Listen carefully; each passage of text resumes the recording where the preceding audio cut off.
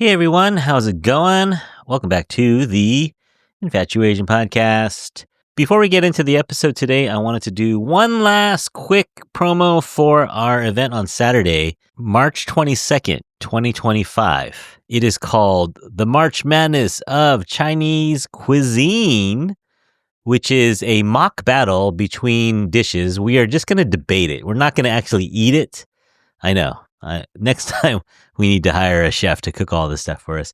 But we're just going to debate it. We're going to have Frisia and Sam from the Worst Quality Crab podcast, as well as Cynthia from On Waverly Bookstore. And we are going to throw out the battles.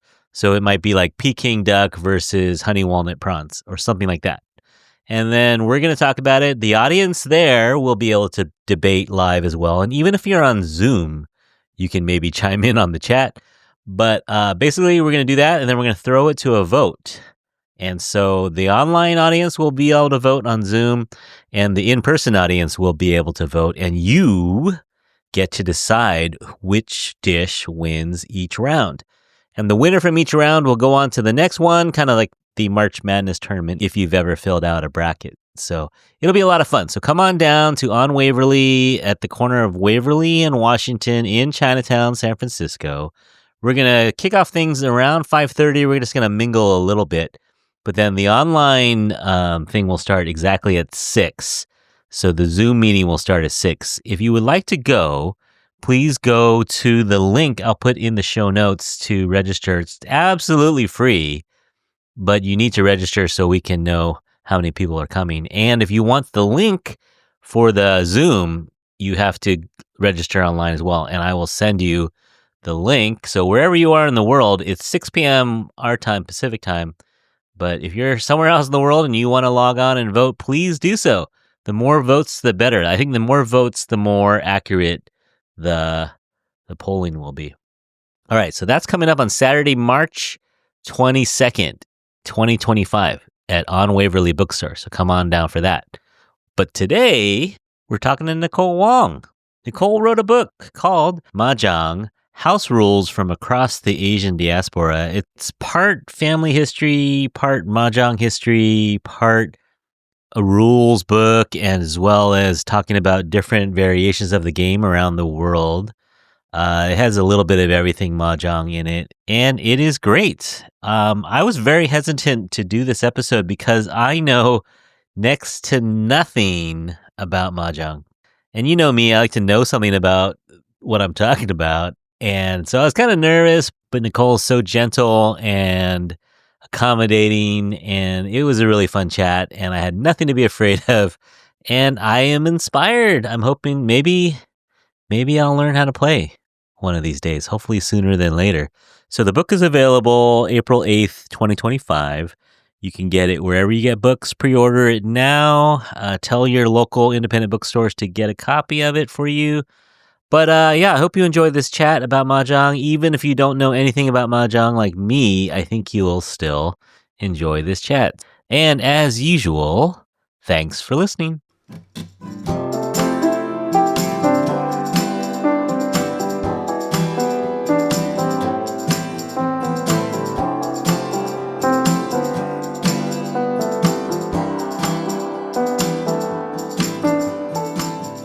Today, we're joined by Nicole Wong. Nicole is an author and audio producer out of Northern California.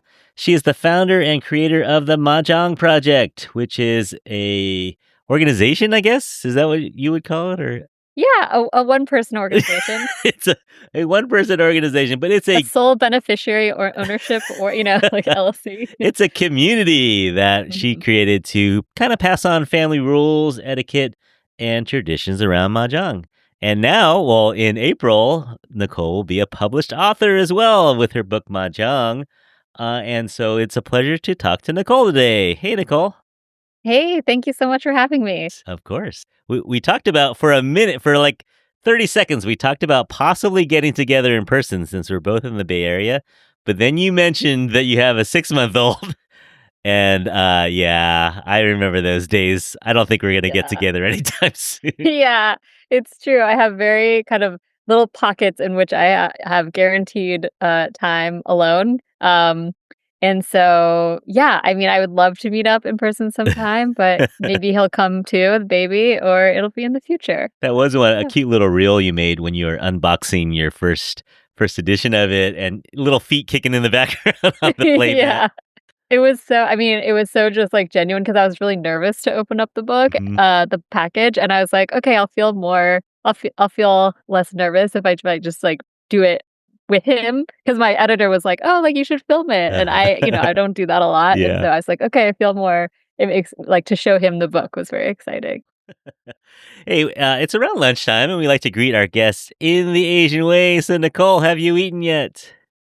I have not had a full lunch, Okay. speaking of being a working mom right now. I did scarf down a couple bites of leftover dinner, before this, Oh, man. and then realized it was, time to get on the call, so there's probably some more leftovers in the fridge I look forward to eating Okay. after Yeah, this. that's infant life, man. You eat when you can, you sleep when you can. That's the rule. A lot of snacking happening Yeah, just throughout the day for at all hours. for sure, for sure. All right, can we dig into your roots a little bit?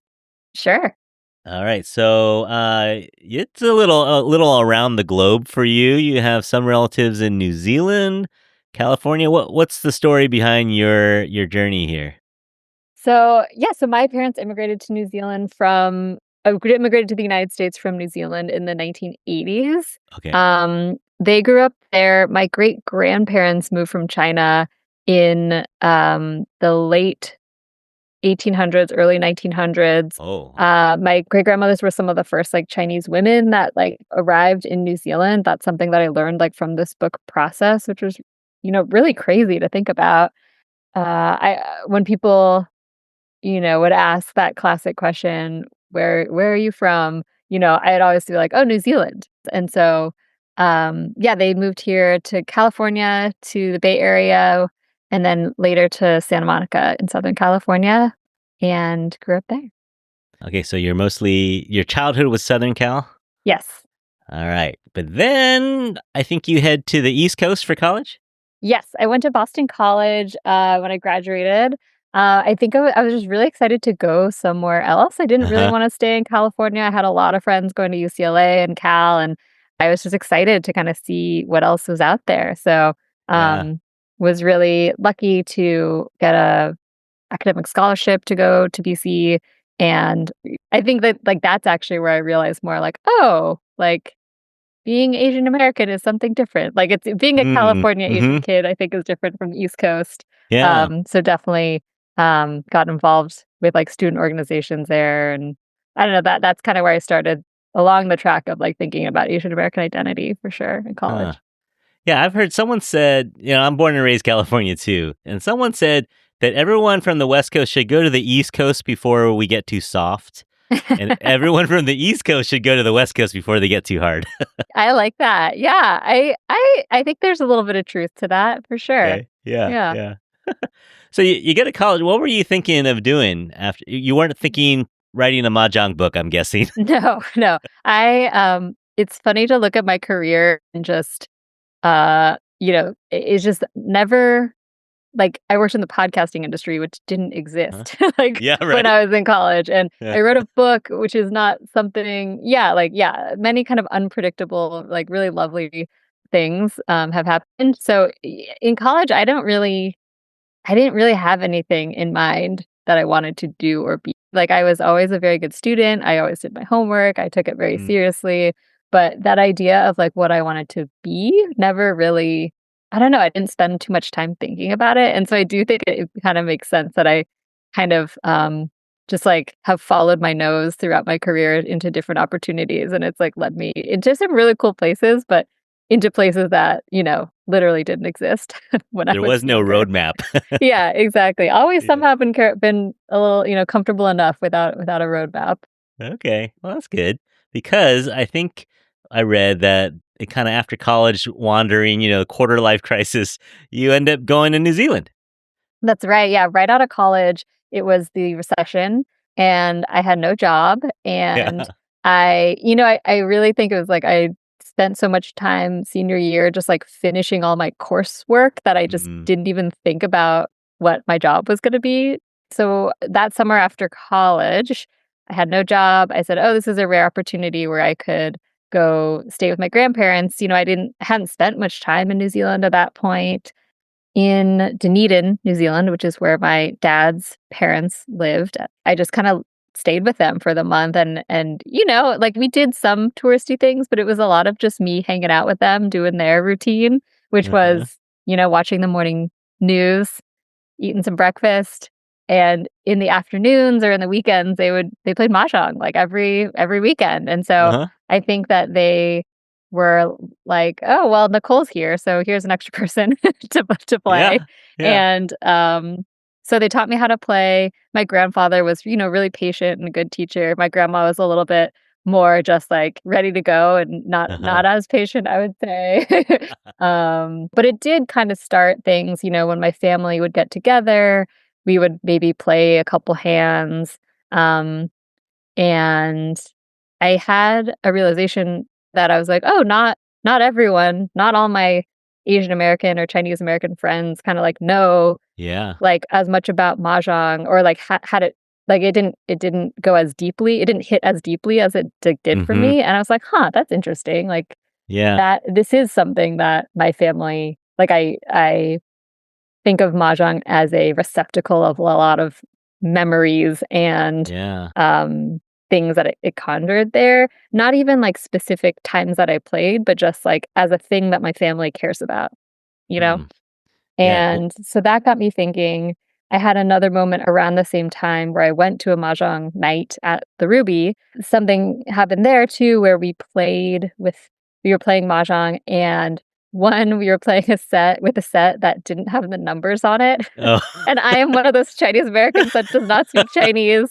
And very shamefully, I was like, "Oh my god, like, I don't even know, like, how to play anymore." Like, there's one suit that has the characters on it.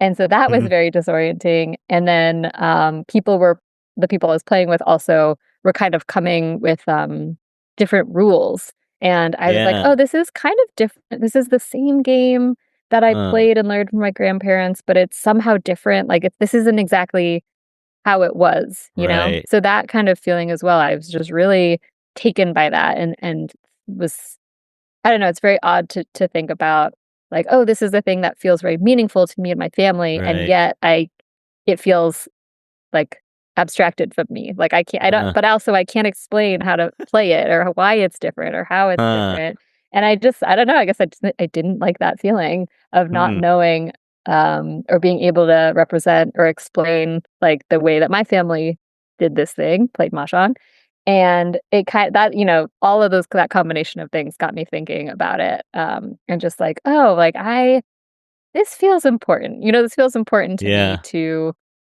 spend some time for me, at first, just started as, like, a documentation project of just, like, I gotta write down how we score points because that is Uh, confusing, right.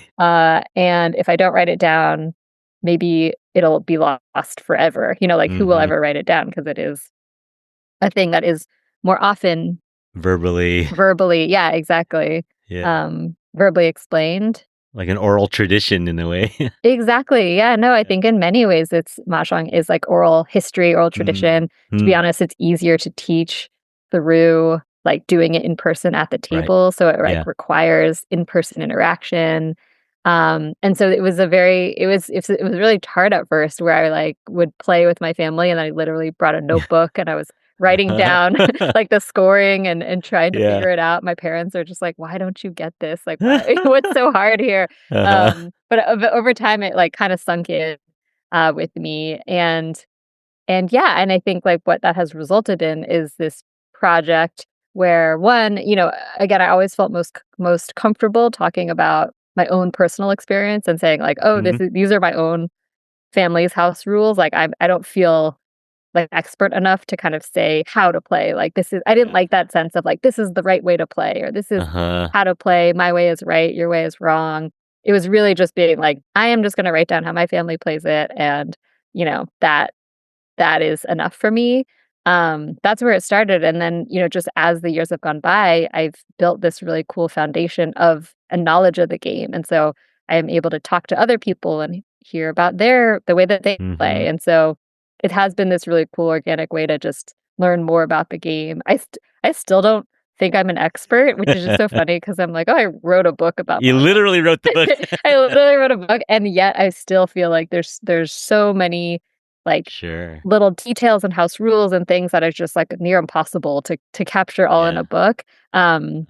And so really the way that I framed the book was just like an offering to say, like, there are so many ways of playing. Mm, Here's my way, my family's way of playing. Here are yeah. some other popular ways of playing, but also, you know, Not do all of whatever them. you want. Yeah. Yeah, yeah, And it was tricky to kind of balance that, but I'm pretty happy with where it yeah. landed. Well, you happen to be talking to someone who doesn't really know how to play. I think I played once, face up, so someone could Yep. walk me through it. Hmm. And I think I won. Great. Beginner's But luck. that yeah, exactly. The 100% beginner's luck plus, someone was helping me. And then I haven't played since. But my mom plays and my in-laws, so my wife's family's from Hong Kong and my wife tells tales of the all-nighters Yeah. in the garage with the kids falling asleep in the living room, Yeah. Classic. Yeah, classic thing. So I've always been curious about it, but never got into it. So maybe this is a sign. This me talking to you Yeah. Well, and this book. can you tell me a little bit more about, because it's a really common, like, there are many people like you, right? Who, Yeah, like, yeah, your parents play, but you just never learned. Like, can you just tell me a little bit more about that? Like, was it sure. just not interested, or you were doing other things, or you were like actively protected from this game, or No, no. Probably. So my family is a fifth generation San Franciscan.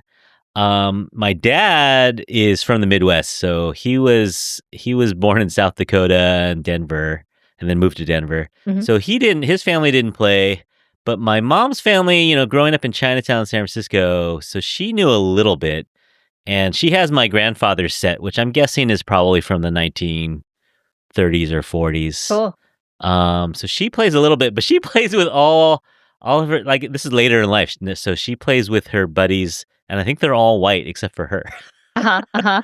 And they just play for fun. They don't play fast. Yeah. And so I never really saw it growing up. So I think my mom started playing after I had moved out of the house. Mhm. And it was really just for fun. And I don't know how often they play, and they don't play for money or anything. Yeah. And so never been around that. And then yeah, once I married my wife, she warned me that on our wedding night, they may get out the tables and just play, as Amazing. part of the after party with Yeah. get out tables and stuff. She warned me about that, but we didn't swing by or anything, so I No, don't know if they you weren't did or not. invited to that part I of was the not party. invited to that one. No, actually probably was invited, but we decided not to. You're like, "It's our wedding, we're gonna Yeah, do it." I think we're good. Yeah, I mean, Hong Kong especially has such a strong Yeah. mahjong culture. Yeah.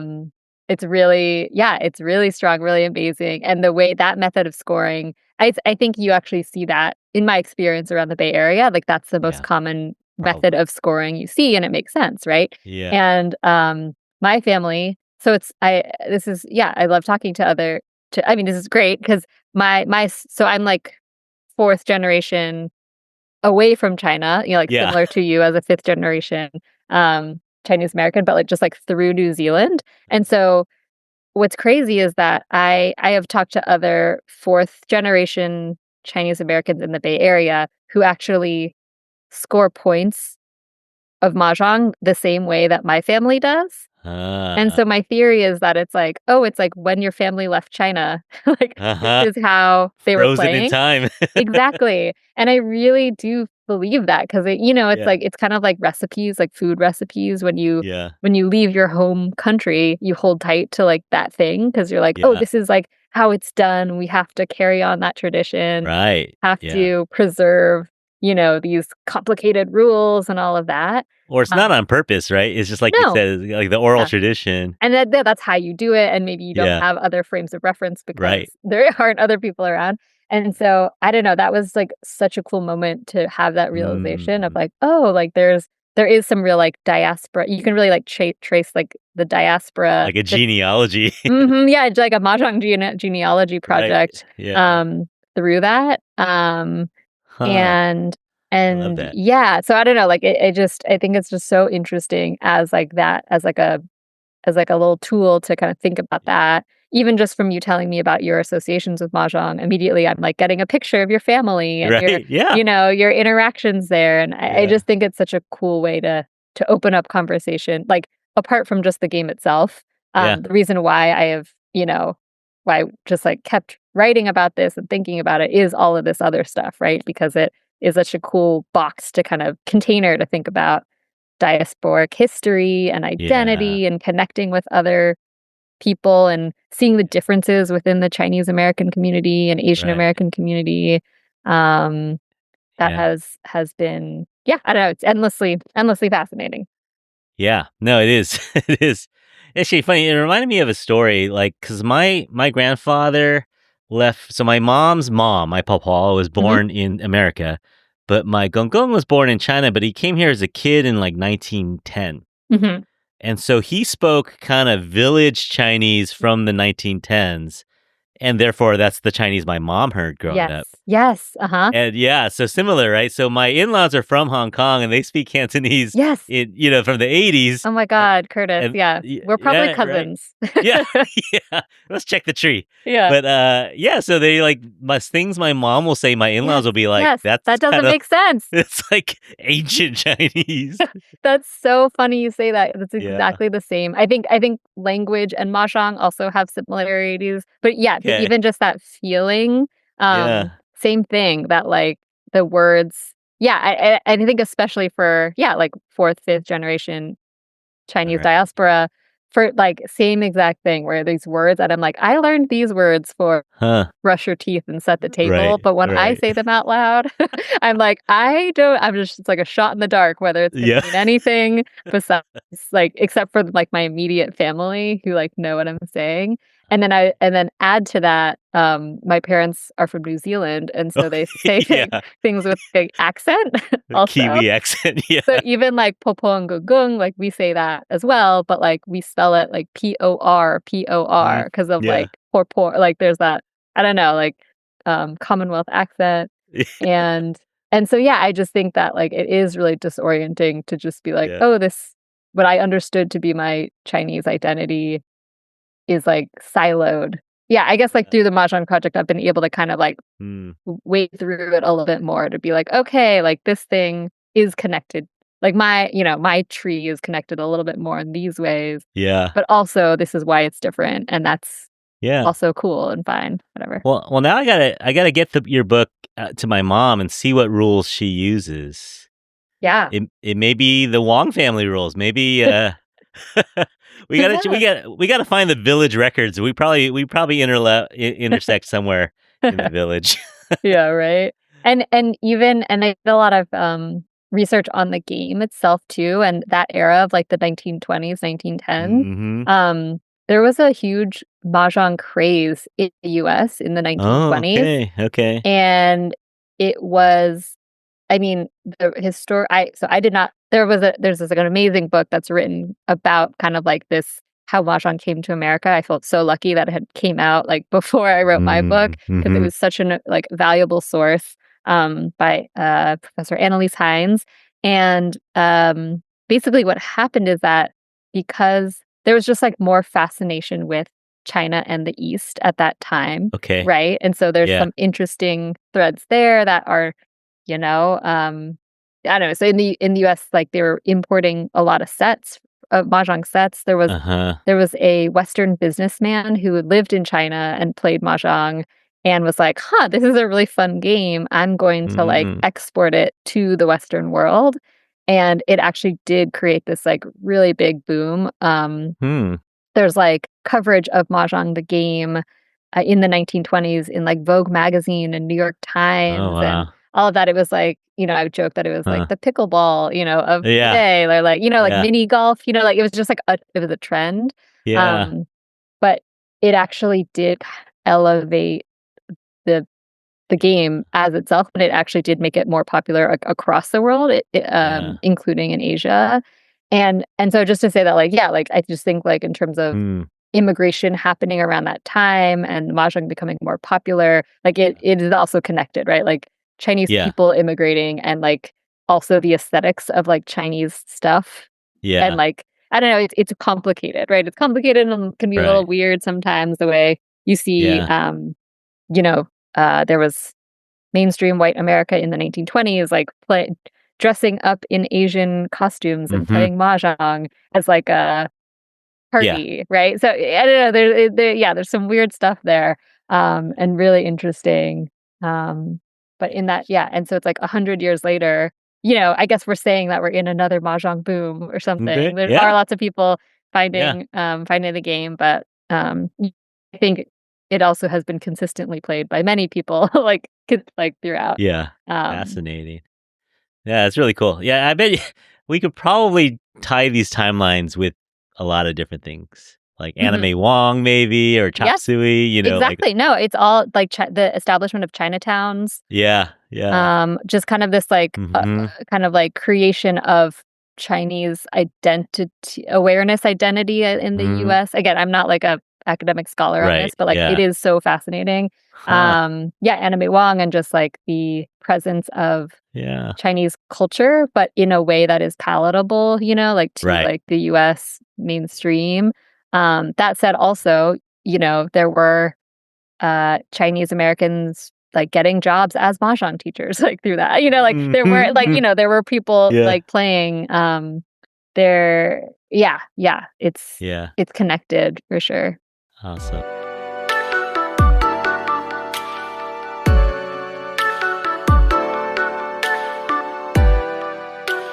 All right, well, let's talk about this book. This book is called Mahjong. The subtitle is House Rules from Across the Asian Diaspora. And I actually thought that that was a figurative title. I thought you were just kind of like, and, throwing stuff in. But no, literally, you have the rules from across the Asian diaspora. I'm Uh, glad that was a pleasant surprise. yeah, no, that was cool. That was very cool. And available for pre order now. We're recording in March, but it'll be released everywhere on April 8th, 2025. Who knows? If you pre order now, you may get it before April 8th. Congrats on the book. It's a lot of fun. It's beautiful. Thank Shot by you. Andrea Lowe, I think Yes. yeah, big fan of hers from Mhm, Chinatown Pretty. Yeah, mhm. she's fantastic as well. So very good looking book. You can put it on the coffee table, Yes. but you could also use it as a reference book. It's got a little history, a little family history, as well as the rules and strategies and scoring. So really, really fun. Was this book in the plan as soon as you started the Mahjong project? Were you thinking you'd write a book, or was that something that kind of came naturally later as you got into the project? I think deep down when I started thinking about this, I did imagine a book. I think that because I've worked in, media before, like some of my jobs, I when I started I think it's, like, the reason why I kept working on this project because I was like, "I know that there's, like, meat on the bone here." I was like, "I Yeah. know that it's interesting and that people would want to, like, play, but, like, for me, like, even just now talking about it, I'm, like, getting excited again Yeah. about, like, "Oh, yeah, Why you wrote it, this yeah. is why I wrote the book." But I think in my head, I knew like, when I started thinking about it, I went to the library and, like, checked out the books that were available about mahjong. There Mhm. wasn't a great selection, and the ones that were there were really dense, like, really hard to read and almost like a chess manual, or, like, how to play Right. bridge or things that were kinda meant much for, like, a gamer audience, but, like, old Yeah. school. Um, so there was kinda Did new you things. also notice that most of them were written by non-Chinese people? Yes, I did. Mhm. I did I a little search too. Yeah. I wonder what else is out there, and I was kinda surprised. Yeah. Well, and I also do think it's because at least within the, in my well, I'll just speak about my family, but I don't you could say broader community, like, you're just like, "Oh, yeah, it's a thing that we know how to do." Like, you might not, like, Right. think about making Yeah. it into a book because you don't think about how there is so much there to explain, and because you think about it as like, "Oh, well, you just have to watch someone play and then you learn." Like, it Yeah. might not Yeah. someone to actually write it all down, like, same thing as, like, your food recipes. You're like, "What are you doing?" I don't have a recipe written Right. down, you Yeah. just have to know how to cook the thing. A So, pinch. Yeah. Yeah. yeah, and so I did feel that there was, a gap there, and for a book, I yeah, but then when I thought about the road to doing that, I had no idea what to do. And, Mhm. I had a good friend give me some really good advice. It was kind of tough love, and, she was like, "Nicole, no offense, but, like, you're just a person." Like, she's like, "You're not an influencer, like, you don't have, like, a huge profile, like, if you could go through the really, like, intensive process of, like, writing a pitch deck and a book, try to get a book deal." She's like, "Why not just, like, start talking about it? Why not just, like, Mm, start an Instagram account, like, start putting mhm. some stuff out there and, like, see what happens." And so that's what led me in the direction of, like, making a website, making an Instagram profile just to kind of, like, it's a little lower stakes, and then Yeah, it was easier to kind of start engaging with the subject matter and then yeah. be able to kinda get feedback back.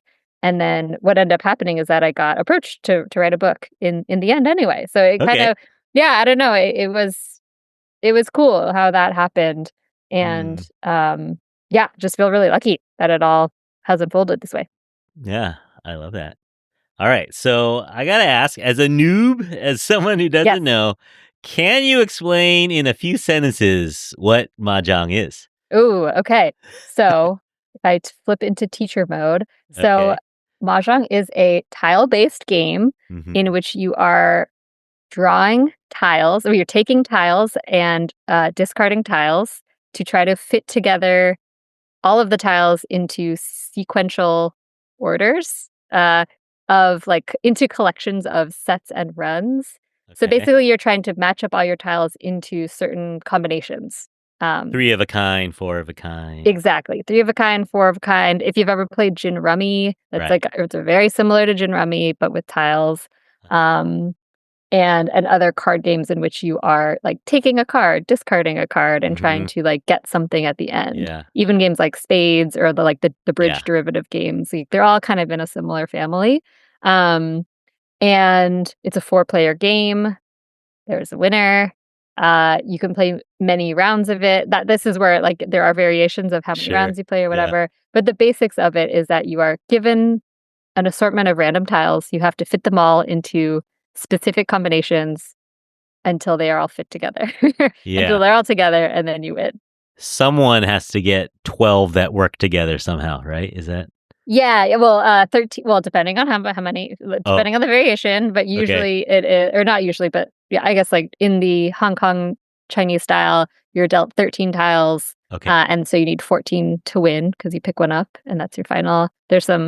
You can get other tiles extra, whatever. We Uh-huh. don't need to talk about that. Yeah, yeah. Um, there's, like, the Taiwanese style of playing plays with an extra 3 tiles, so that's, like, Oh, 16 and then 17 to win. huh. So, even Okay. that is like a variation. Yeah.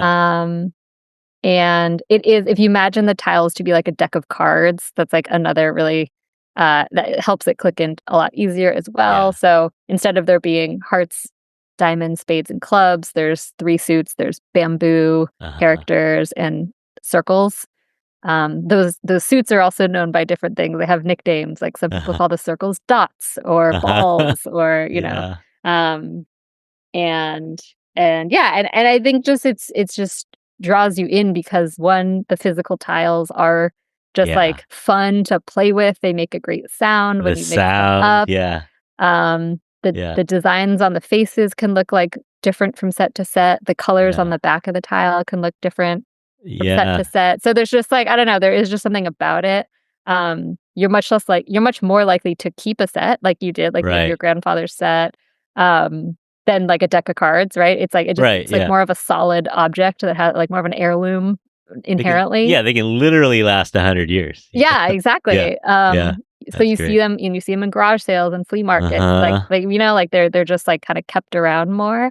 Yeah. Um and yeah, so I just think there's something special to it, but it sits alongside other, board games. Like, Strategy games, yeah. if you love playing Settlers of Catan or Dominion or other games, which Uh-huh. I do, I enjoy, like, there's no Yeah. reason why you wouldn't enjoy Mahjong. It's just Yeah. that, like, and this is another reason why I did this project. I was like, it just needs to be explained, right? It's Uh-huh. like it Uh-huh. there is no it's not obvious how to start it because it is just like a bunch of tiles. So Mhm. you do need somebody to, you do need some direction.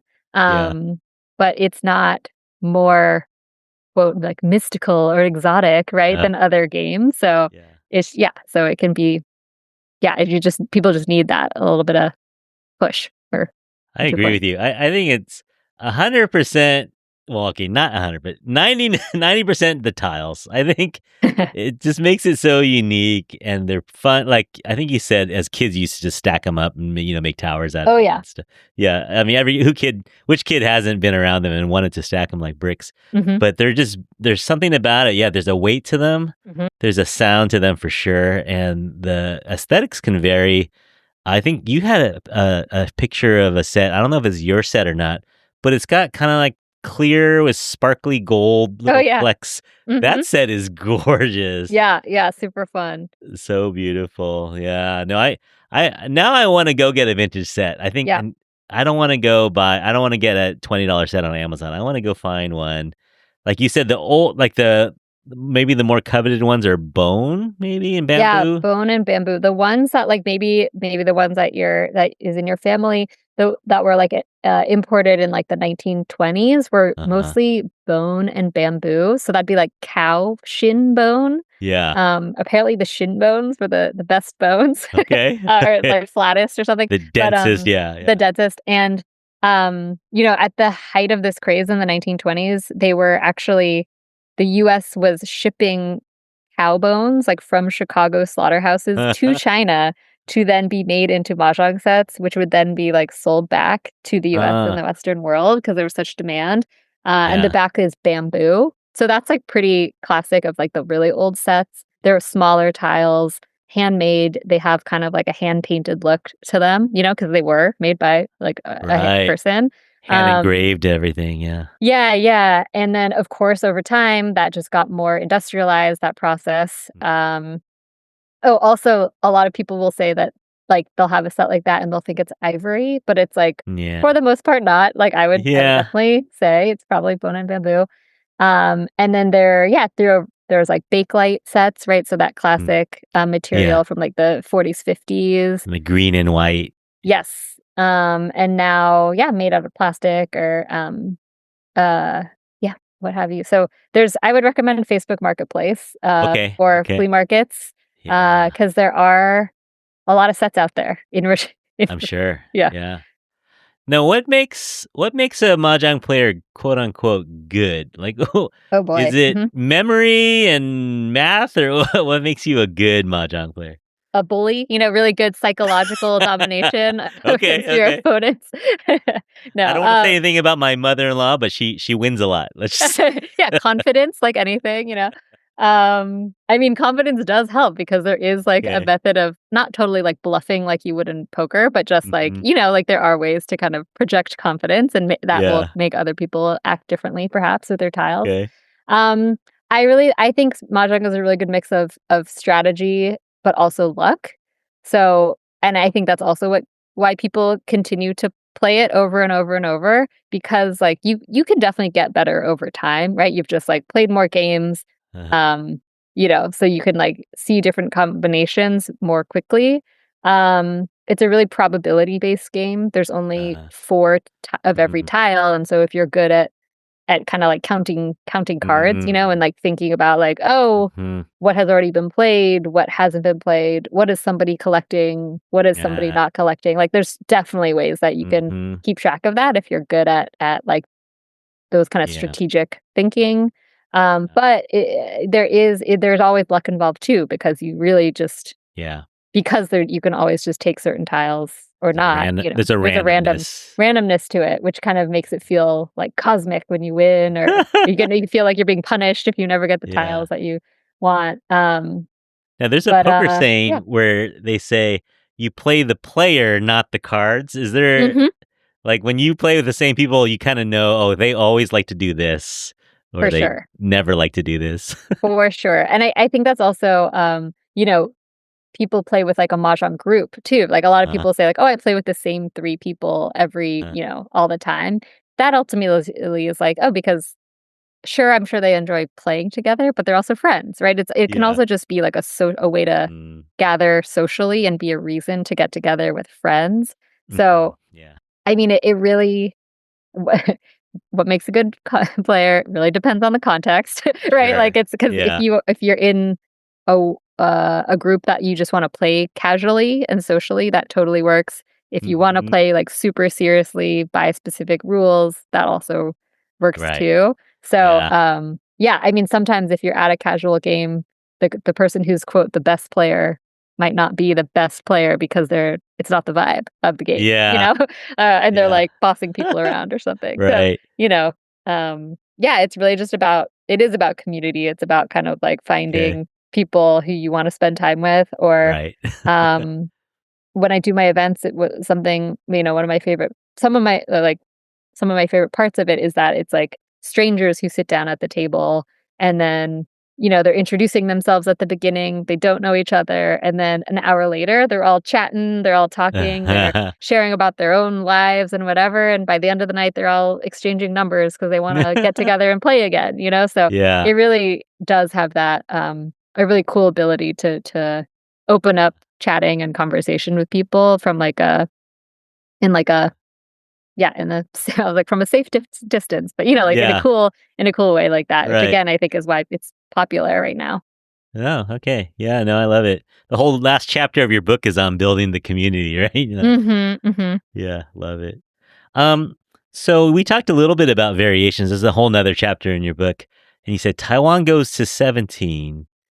Is that a flex? You think Taiwan was like, "Oh, we can keep track of more tiles," or what are the variations, and do you know any reasons why they had these variations? Yeah, I don't know if I know the reason why they added that one. I think I've heard that it tends to become like a faster game, like people take turns Ah, quickly, right? okay. Whereas like there are other styles of playing where you are rewarded more for like completing a very specific combination of tiles, Yeah. and so that might be you might play more slowly and because you're like trying to put together your plan of exactly what you're gonna get at the end, like thinking about your full hand all at once versus like putting down one set and then keep going and Okay. building.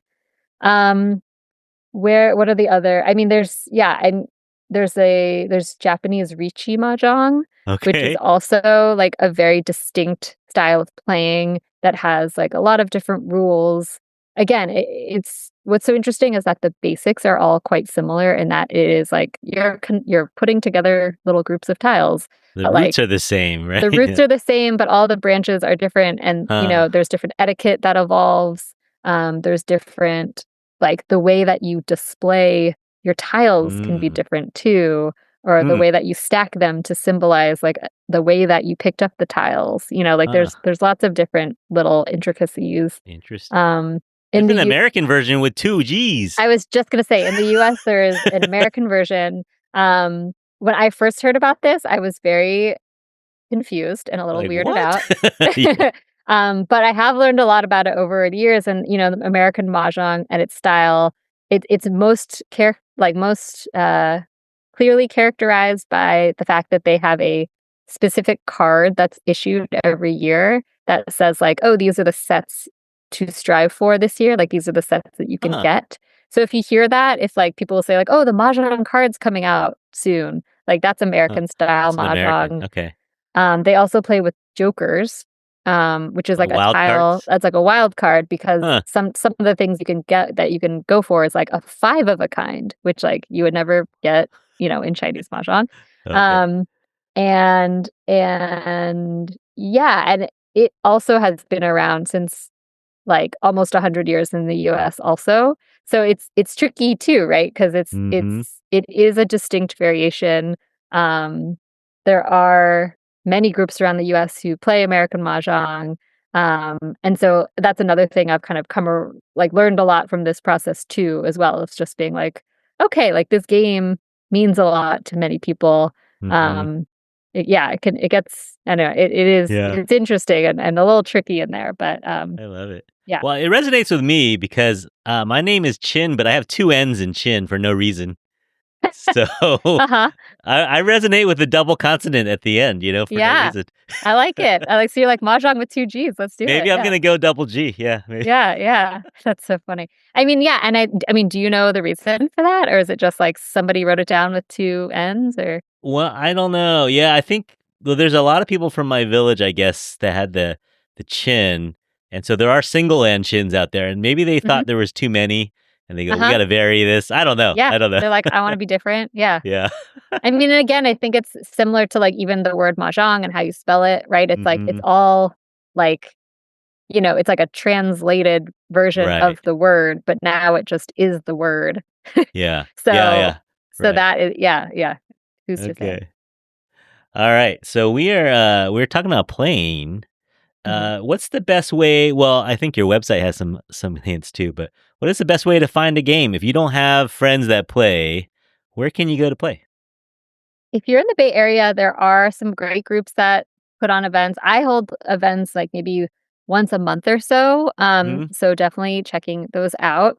There is a place called Baba's House in Oakland that Hmm. is so great. They have mahjong all the time, really frequent, regular mahjong nights on the weekends, and I think they're expanding as well.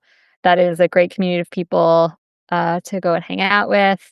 There's also, some San Francisco clubs. There's one called YLL Mahjong Club, um, that does events on the weekends. So, yeah, I mean, it's really just kind of, yeah, I would shout out those 2, but there's Mahjong in, um, Civic Center Plaza every weekend. There's just, like if you start looking for it, like, Yeah. there's avenues to play, for sure.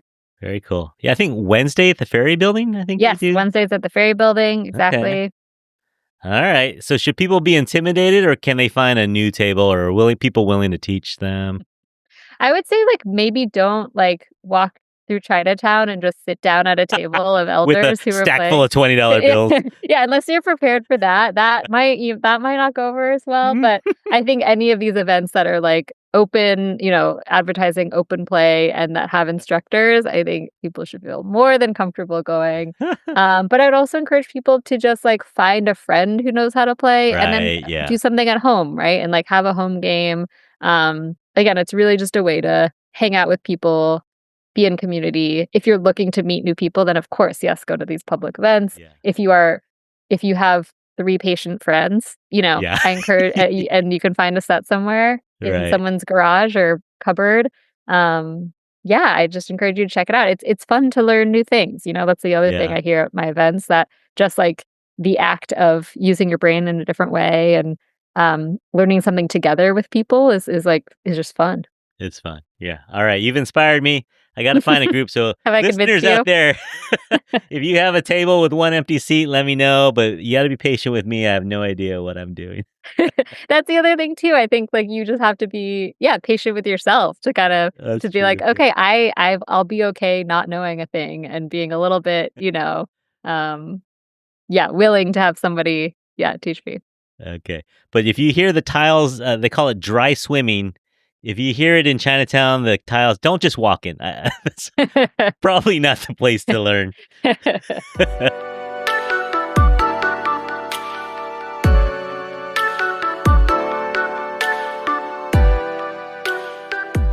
All right. Well, you finished our hard questions, Nicole. Are you ready for our Yao, which stands for Your Asian Opinion? They're basically lightning round questions. Oof. Okay, I think I'm ready. Let me take a sip of water. Okay. Don't think too hard, just whatever comes to mind. What's your favorite mahjong tile, aesthetically or strategically?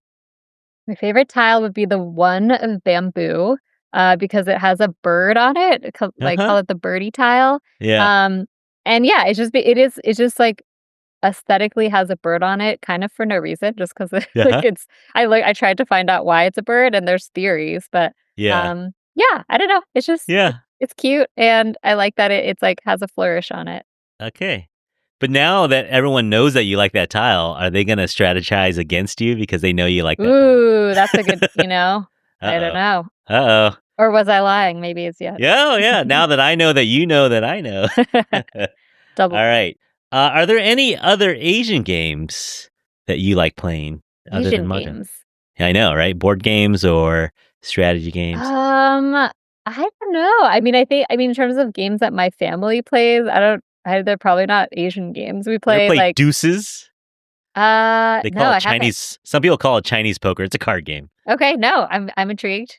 Oh, I bet you could play that one. There's this one called Chinese Pool. It's like these little wooden discs, and you shoot it like a pool. It's it's a mahjong sized table, Okay. and it has little corner pockets. It's kind of Huh. like pool. Yeah. Huh. All I right. don't know. All My right. family, our other family games are like euchre. Have you played that?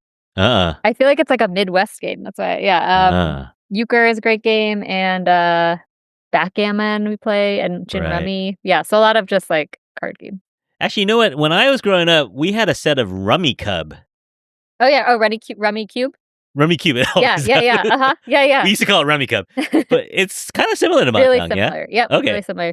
Hey, The I might know origins how of that is like it's also a branch off of the rummy Gin mahjong, rummy. yeah, Yeah. tree. What's your favorite trash talk at the table?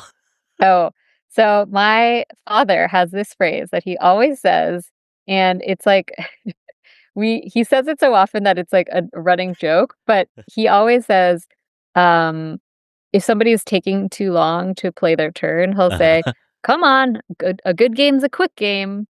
And it's not even that good of a, like, diss or anything, it's just, like, the tone in which he says it and the urgency, it really, like, makes you like, go and play faster. Okay. I don't know where that came from, but he's always like, "A good game's a quick game." Good game's a quick game. And, my husband and I have now shortened it to GGQG when we want when, like, if he and I are playing a game, we use it to, like, rib each other to go faster. I love it. Um And it's like only you know what it means. So. Yeah, exactly, exactly. All right. So speaking of Crazy Rich Asians, if you're Rachel and you're playing against your potential future mother-in-law, and you had the hand that Rachel had versus the hand that Eleanor had, would you have let Eleanor get the tile? It would have been really hard to let it go. I like to win, so I feel like I would not have seen the long-term strategy, and I probably would have just Yeah. lay it down and, like, and just rubbed it in her face. Who knows? Yeah, who knows what? Maybe she would have respected you more, Yeah, maybe. I think that is possible. Yeah. Uh-huh. All right. And we end with our signature question, which is, who is your infatuation? An infatuation is anyone in the Asian community that you admire or respect. So, Nicole Wong, who is your infatuation? Yeah, if I'm honest, I would say my infatuation is, the comedian Bowen Yang. Has anyone Yeah. said him? Not yet. No, actually, no, I think you're the first. Oh my gosh. I'm not somebody who develops, parasocial relationships easily, you know that phrase? Like, where Yeah. you actually think they're your friend? But Right. yeah, I don't know, I've listened to a lot of his podcasts, Las Culturistas, with his friend Matt Rogers, and I just think he's so great. I think he's really funny, I think he's so talented on Really SNL, but smart. Yeah. really smart and really doing a lot, like, for the Asian American community in terms of visibility, but also I see him, like, repping, like, Asian American brands and all that. Yeah.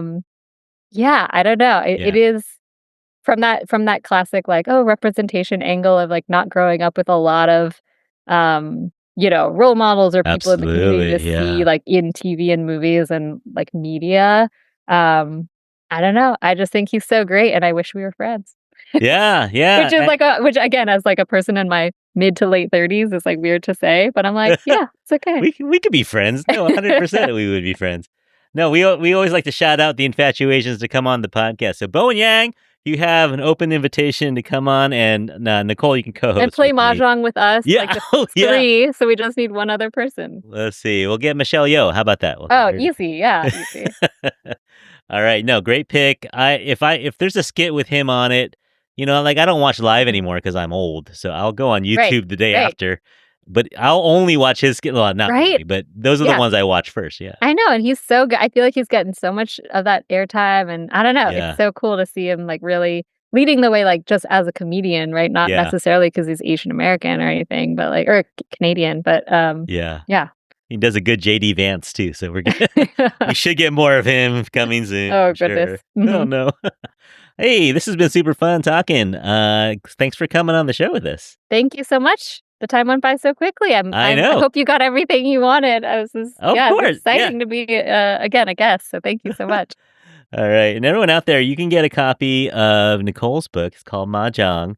You can get it wherever you get books online now. You can make a pre-order, but we highly recommend requesting it at your favorite local independent bookstore. Go tell them that you're looking for it, and maybe they'll get a copy for you.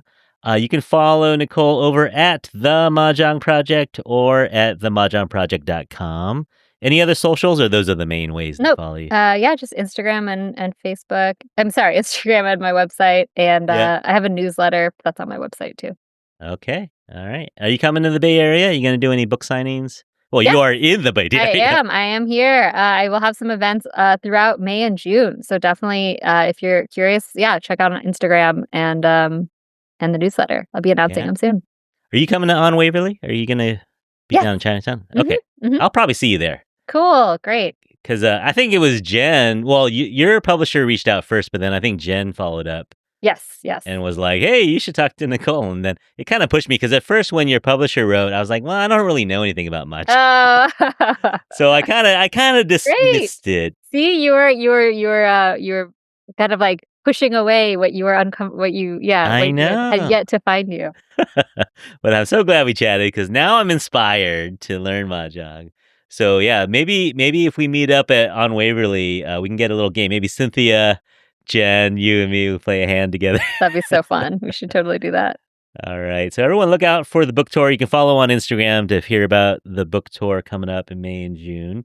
As usual, you can write to us at infatuasianpodcast@gmail.com. Write to me your Mahjong memories or maybe your family rules. You can follow us on Instagram at Infatuasianpodcast. But everyone out there, thank you so much for listening. We appreciate you hanging out with us. Kind of a rainy day today in the Bay Area. Good Mhm. day for Mahjong. Oh yeah, definitely.